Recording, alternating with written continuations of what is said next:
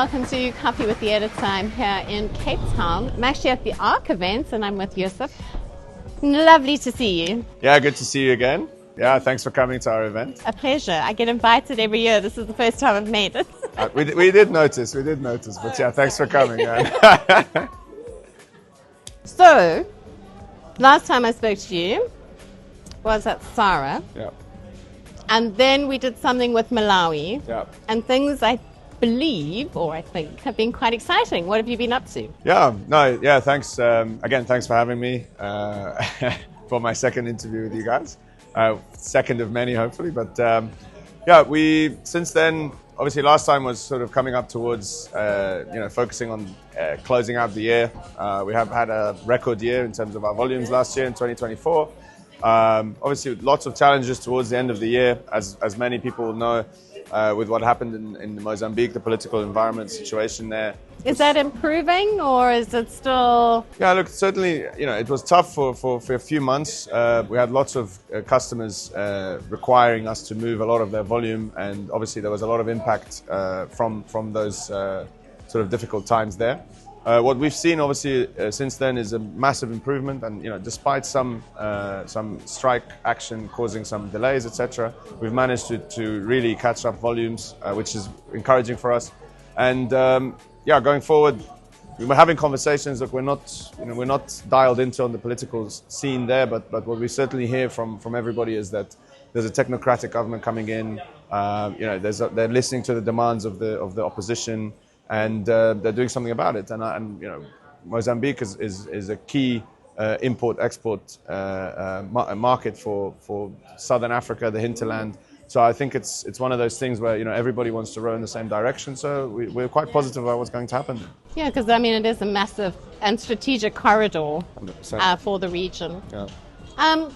Any exciting projects you've got lined up? Yeah, I think. Coming back to Mozambique. We're encouraged by the investment going into the port there, on the container side and on the bulk side, and obviously that helps us automatically in terms of our volumes coming in and out of Maputo in particular.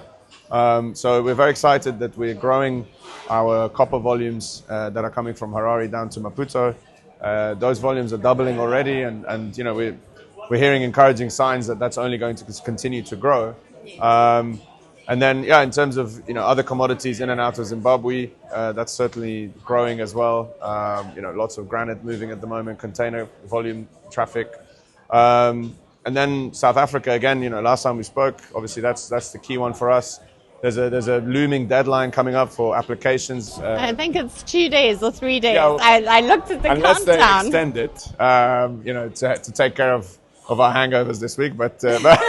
But if not, then I think what will happen is Well, the CEO is here at Mining Indaba. You can always go and ask. Yeah, exactly. Well, maybe he'll come join us at the event tonight. But I think that's very exciting for us. We're already operating to a certain extent with companies here to try and assist them on the ground with dealing with transit, etc. But we're certainly encouraged by the fact that the first process has begun, and we're looking forward to getting involved in that. Are you going to be investing in rolling stuff, or are you just going to see how it all pans out? Yeah, I think what we'll do is we'll approach it in the same way that we've approached the other markets that we're operating in. So what that looks like for us is coming in and looking at potentially doing rehabilitation type business. Taking some rolling stock and investing in bringing that back up to speed and running it.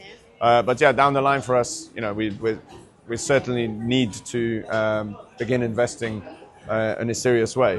We've just hired a CFO that's 3 months into the job, so it's going to take a little time for him to catch up. But that's part of the process for us to start having those serious conversations about raising the kind of capital that's needed for railways. So we're at we're not at Mining Indaba, but this is your annual side event because of Mining Indaba. Absolutely.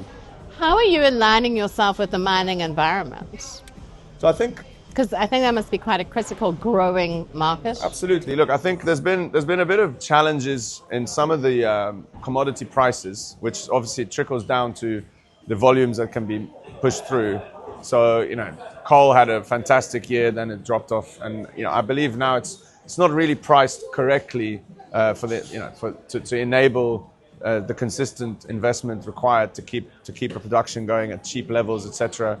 But I think that's on purpose because of net zero. So, yeah, maybe. I don't know. I think absolutely. Look, I think I don't know. I'm just saying. Yeah. Look, I think we all want to achieve net zero, but I think we're a long way away from that at the moment, and we have to be realistic about the needs of people, in terms of the energy needs, in terms of producing steel, in terms of all the other stuff. And then, even with net zero, when you look at some of the other commodities that are necessary for that, like lithium, prices have come off massively, which has impacted a lot of the production that people were very excited about in Zimbabwe. That's come off significantly. So, we're positive on the view that these commodity prices are not realistic and they're not sustainable. Same goes for copper, even chrome. They had some fantastic pricing, but now it's come off a bit. So it cycles, and I think there's a little bit of a spook in the market, obviously with the potential tariffs coming in from the Trump administration, etc. So we just have to play it by ear. We're always encouraged by the fact that as rail, we in theory should be much more price competitive than the trucking firms, etc. And albeit the trucking companies, they reduce their prices to the extent that it's not sustainable, and I think a lot of those guys are going to start falling over. And for the miners and the commodity traders, they need sustainable, basically reliable service that doesn't, because they're pricing themselves below cost, is eventually they have to stop moving your product. And then you're short transport capacity, and then it becomes a serious problem because, you can't then perform on your obligations. So, where we come in, we price ourselves with a fair margin so that we're sustainable and we're growing the business and we're able to make the capex investments necessary. The last thing I'd like to add on that point is, I think that we've been in an environment where there's been a massive underinvestment in rail generally, and that's partly to do with, I think, a mispricing of the externalities of road. So what I mean by that is, you mentioned net zero. But it's that unfair advantage 100%, as well. It's unfair advantage in the sense that you've got the net zero understanding of the world that we need to get to, and yet trucking companies that produce something like 2/3 the CO2 emissions that rail, even on a diesel electric locomotive basis, produce, and they don't really pay for that, and the trading companies also don't pay for that. So that's one thing that we want to start lobbying for with the government, to say, well, they have to pay their fair share in terms of the negative externalities. I'll talk even about HIV spread, which no one ever thinks about, but the reality is our locomotives don't cross borders, right? So every rail transport that we do, there's maybe, let's say, 40 trucks less, which means 40 less drivers crossing borders and spreading HIV, etc. And there's been a lot of studies about that.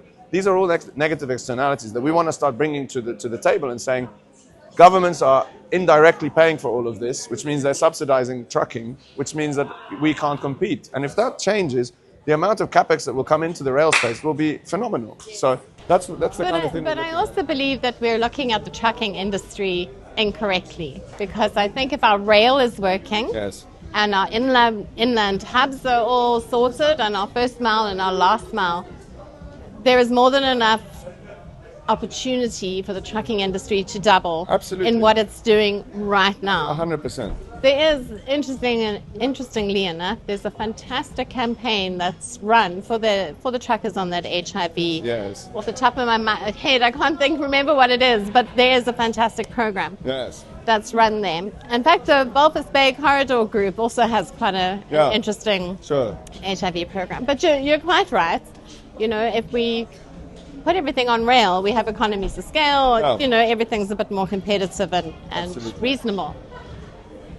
I think on that point, I'd like to say, I'll take an analogy of, maybe it's diverting a bit, but the analogy of AI. Everybody's talking about the fact that AI is going to consume so much energy and we're not going to know what to do with it, and et cetera, et cetera. But the reality is, if AI improves and starts to become much more productive, let's say, the amount of uses that we'll think of in terms of using of AI, and I think your point is exactly that, is that if rail goes to where it needs to be, there's going to be more trucking business, not less. And I think at the moment there's this thought process that trucking and rail are competing with each other, where they shouldn't be. It should be that we instead of 60 million tons of rail going into Richards Bay. It should be 200 million tons of rail going into Richards Bay. And as such, the first and last mile from all those mines that don't have sidings will then suddenly run by... So I think that's a very good point that you make. And I think that's something that, look, we're in the rail business. We focus on rail. We want to make rail work. And we work with trucking businesses. I mean, our copper is trucked to Harare. Why? Because it doesn't make sense otherwise. There's no rail link. Obviously, that's one thing we'd love to do at some point, in the not too distant future, is look at being able to link up some of those missing links, let's put it that way, on rail. But for the time being, of course, we have to rely on the trucks. Yeah. But on that note, I think we just need to apply the right pressure in the right places to get that rail going, because it's not just for your benefit, it's actually for the sector's benefit and in-country economics. So absolutely, and I think, that's something that we as an industry would thank you guys and for being part of that process of communicating that to the market, so that when we walk into meetings, especially when we're trying to push for lobbying a little bit more of an understanding of why rail is important strategically, etc., we can also point to some of the successes, and we use articles that you have on your platform to do that. So we thank you as an industry for that. All right, well, it was lovely talking to you, and thank you very much.